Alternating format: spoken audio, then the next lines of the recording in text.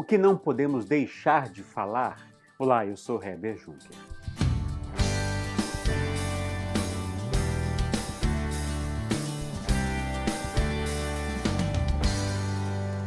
A cidade de Atenas possuía muitos templos, ídolos e altares, mas Paulo não permitiu ser intimidado por essas coisas e buscou um lugar específico para pregar aos atenienses lá no Areópago. Veja só o que aconteceu. Então Paulo se levantou na reunião do Areópago e disse: Atenienses, vejo que em todos os aspectos vocês são muito religiosos, pois andando pela cidade observei cuidadosamente seus objetos de culto e encontrei até um altar com essa inscrição: ao Deus desconhecido.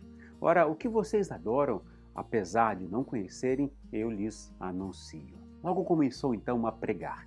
Veja então os pontos que ele levantou na sua pregação. Primeiro ponto: Deus é criador do mundo e não precisa de mais nada. Diz a Bíblia: o Deus que fez o mundo e tudo o que nele há é o Senhor do céu e da terra, e não habita em santuários feitos por mãos humanas. Ele não é servido por mãos de homens, como se necessitasse de algo, porque ele mesmo dá a todos a vida, o fôlego e as demais coisas. Interessante que os epicureus eram ateus, eles alegavam que Deus não existia, e os estoicos defendiam que tudo era de Deus. Ele é o espírito do universo. Então Paulo declara que Deus fez o mundo e tudo o que nele existe. Deus criou do nada tudo o que existe. Ele chamou à existência as coisas que não existiam, e ele não está preso em templos feitos por mãos humanas. Depois disso, ele disse que o homem é a criação de Deus e precisa de Deus para viver. Olha só o que diz os versículos. De um só fez ele todos os povos, para que povoassem toda a terra, tendo determinado os tempos anteriormente estabelecidos e os lugares exatos em que deveriam habitar. Deus fez isso para que os homens o buscassem e talvez, tateando, pudessem encontrá-lo, embora não esteja longe de cada um de nós. Para os pensadores e filósofos, os deuses dos gregos eram seres distantes. Mas Paulo diz que o Deus da criação, o Senhor do céu e da terra, é o Deus da história, é o Deus que criou o ser humano. Com isso ele estava indo de encontro com o que acreditavam.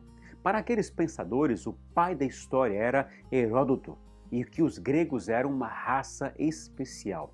E Paulo, então, contradiz essa ideologia e ainda apresenta Deus como um criador de tudo e todos, como ele é o Deus da história e que não está distante de sua criação, mas bem próximo. E depois disso, ele disse do relacionamento entre Deus e o ser humano.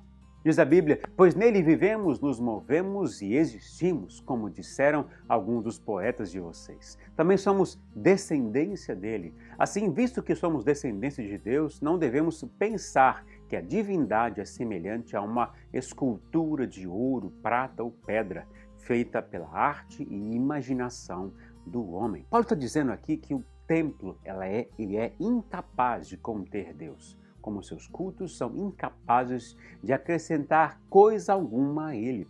É Deus que dá aquilo de que precisamos, que é a vida, o ar que respiramos e tudo mais. Nós dependemos dele o tempo todo e não ele de nós. Portanto, a idolatria é irracional, é ilógica. Nele vivemos, nos movemos e existimos, assim diz Paulo. Nós dependemos dele.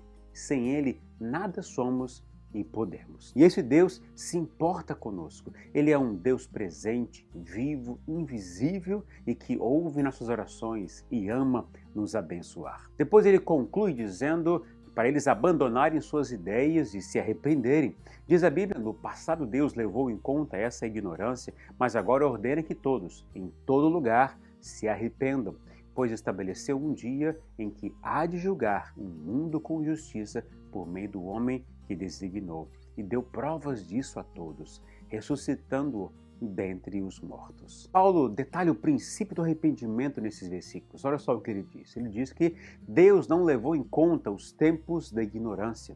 Ele também diz que o arrependimento é uma exigência de Deus. Ele também diz que o arrependimento é para todos. e diz que o arrependimento é para todas as nações. E Paulo acrescenta isso os aspectos do juízo de Deus. Ele diz que Deus julgará o mundo, julgará os vivos e os mortos, que seu juízo será justo e que tudo será revelado. E o dia desse julgamento já está marcado, e o juiz será o próprio Senhor Jesus. Assim, Paulo os repreendeu e os exortou a se arrependerem de seus pecados, antes que seja tarde. Paulo me ensina aqui que precisamos pregar a verdade de Deus, o Evangelho de Jesus, que são as boas novas de salvação, mas também que devemos pregar dos desígnios de Deus, no dia do juízo final, e pregarmos o arrependimento antes que seja tarde demais. Que nosso coração seja cheio desse propósito, assim como Paulo estava há aproximadamente 2000 anos atrás. Na próxima devocional falarei da reação desses atenienses. Eu espero você. Um grande abraço, Jesus abençoe o seu dia e até a próxima.